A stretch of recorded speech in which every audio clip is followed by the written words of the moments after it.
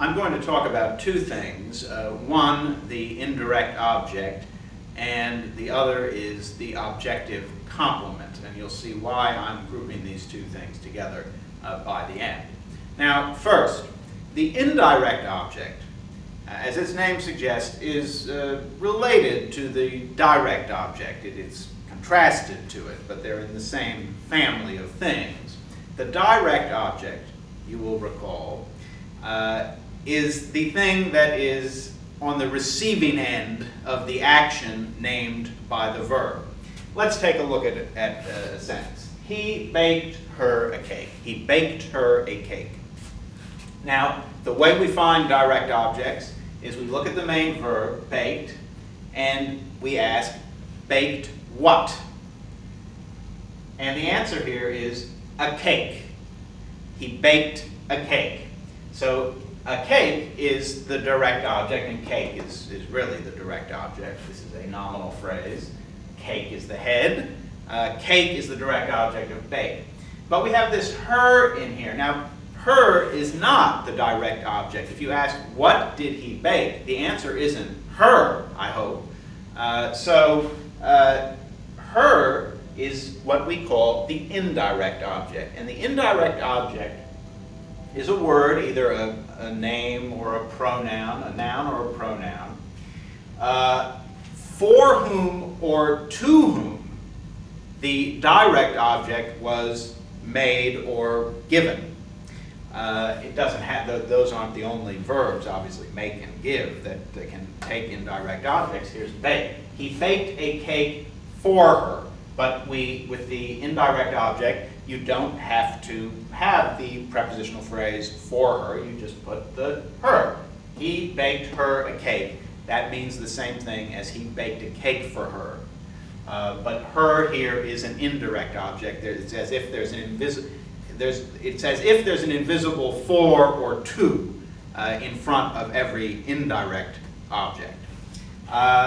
Similarly, she gave him a black eye.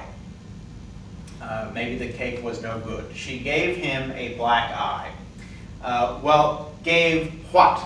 A black eye. That's what. So this phrase here is the direct object. Him is the indirect object. Gave a black eye to him. So that's the indirect object. It's pretty straightforward. I want to pair this discussion with the discussion of a less famous grammatical structure.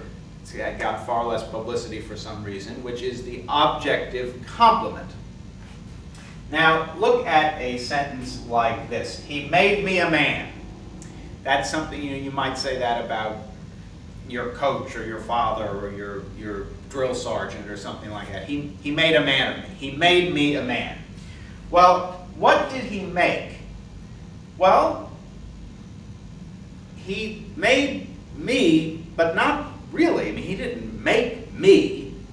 And so we see that, and this is not an indirect object. He didn't make a man for me. He didn't make a man to me, whatever that would mean. We see that there needs to be something else to complete this object, because he didn't simply make me. He made me something. He made me into something. And what he made me into is a man. So a man is the structure we would call the objective complement, because the direct object is me. But in a case like this, there needs to be something else added to it to make sense of the direct object, because he didn't make me. Now, he did in fact bake a cake. End of story. There is no objective complement. What did he bake? A cake. What did he make? Me? Nah. He made me a man. So here, this phrase here, a man, is the objective complement. The objective complement is a noun or an adjective that is needed to complete the object, the direct object. So he made me a man. So me is the direct object. and a man is the objective complement.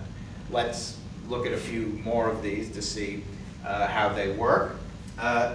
They elected Carter president. They elected Carter president. Well, who did they elect? They elected Carter. But we have this noun hanging off the end here. And if you don't have some way of accounting for it, it's just hanging off in space. They didn't just elect Carter, they elected him president. So once again, president is the objective complement here. Carter is the direct object, and president is the objective complement. Sandor made me sad. Now here's another made. Sandor made, well, but he didn't really make me, period, end of story, the way he baked the cake, end of story. He didn't make me, he made me sad. Sad here is, of course, an adjective. President, in the elected Carter president, that's a noun. That's a nominal objective complement. Here we have an adjective as the objective complement. Sandor made me sad. He didn't just make me flat out, he made me sad. Sad is the one word objective complement. Me is the direct object. Now, here, this is sort of something you can use to maybe astound your friends. This is sort of for a party trick or something. He made me sing. Now, once again, you should be thinking we're in objective complement territory because he didn't really make me. Again, period, end of story. He made me sing. So sing is an objective complement, but you might be saying, well, what is this? Objective complements are either nouns or adjectives, and sing, just hanging off alone there, that looks like a verb.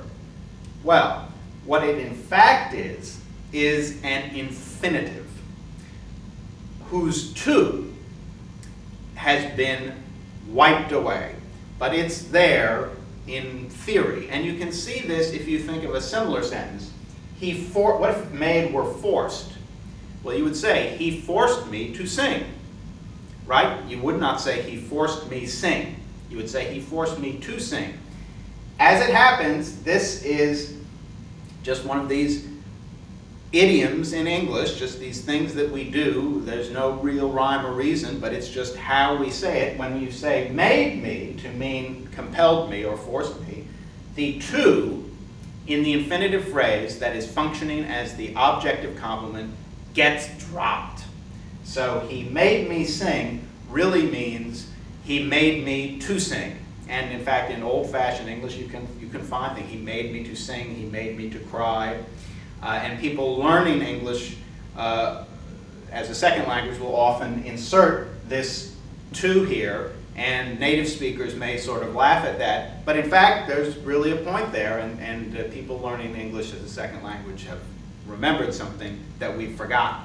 So, sing is the objective complement. And because objective complements and indirect objects can produce similar looking sentences, a lot of sentences can be read two ways. So for example, he made me a man. You remember that one. If we read a man as the objective complement, that means he turned me into a man.